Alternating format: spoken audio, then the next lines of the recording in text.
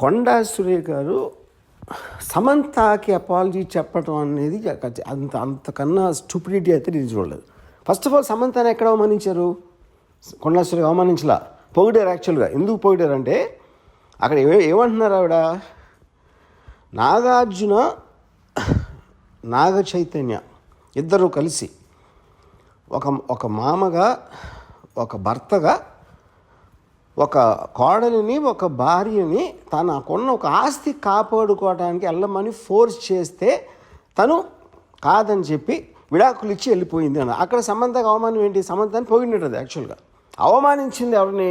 అత్యంత జుగుప్సగా అవమానించింది నాగార్జున్ని, చైతన్యాన్ని. అసలు దాని టాపిక్ ఎత్తట్లా, దాని గురించి ఇంతవరకు మాట్లాడలేదు ఎవరు. సో ఇప్పుడు ఇలాంటిది చెప్పడం కన్నా అంటే అక్కినేని కుటుంబం అంతా ఉన్న హుందాతనం, వాళ్ళకున్న extraordinary reputation, most dignified and reputed, అది ఒకసారి పక్కన పెట్టి ఏ ఇంట్లో అయినా ఒక మామని భర్తని ఇలాంటి ఆరోపణ నేనైతే నా జీవితంలో ఏం లేదు ఇలాంటిది.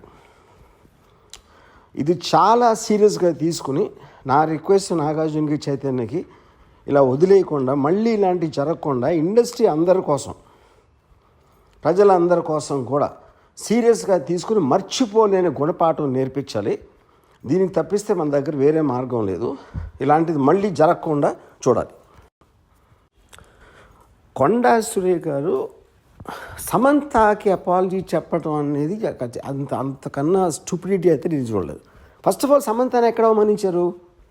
కొండా సురేఖ అవమానించలా, పొగిడారు. యాక్చువల్గా ఎందుకు పొగిడారంటే అక్కడ ఏమంటున్నారు ఆవిడ, నాగార్జున నాగ చైతన్య ఇద్దరు కలిసి ఒక మామగా, ఒక భర్తగా, ఒక కోడలిని, ఒక భార్యని తనకున్న ఒక ఆస్తి కాపాడుకోవడానికి వెళ్ళమని ఫోర్స్ చేస్తే తను కాదని చెప్పి విడాకులు ఇచ్చి వెళ్ళిపోయింది అని. అక్కడ సమంతకు అవమానం ఏంటి? సమంతని పొగిడినది. యాక్చువల్గా అవమానించింది ఎవరిని?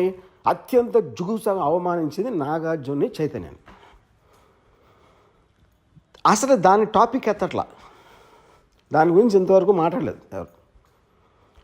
సో ఇప్పుడు ఇలాంటిది చెప్పడం కన్నా అంటే అక్కినేని కుటుంబం అంతా ఉన్న హుందాతనం, వాళ్ళకున్న extraordinary reputation, most dignified and reputed, అది ఒకసారి పక్కన పెట్టి ఏ ఇంట్లో అయినా ఒక మామని భర్తని ఇలాంటి ఆరోపణ నేనైతే నా జీవితంలో ఏం లేదు ఇలాంటిది.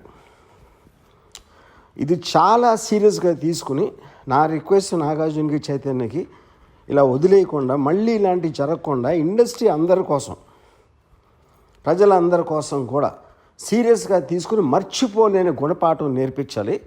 దీనికి తప్పిస్తే మన దగ్గర వేరే మార్గం లేదు. ఇలాంటిది మళ్ళీ జరగకుండా చూడాలి.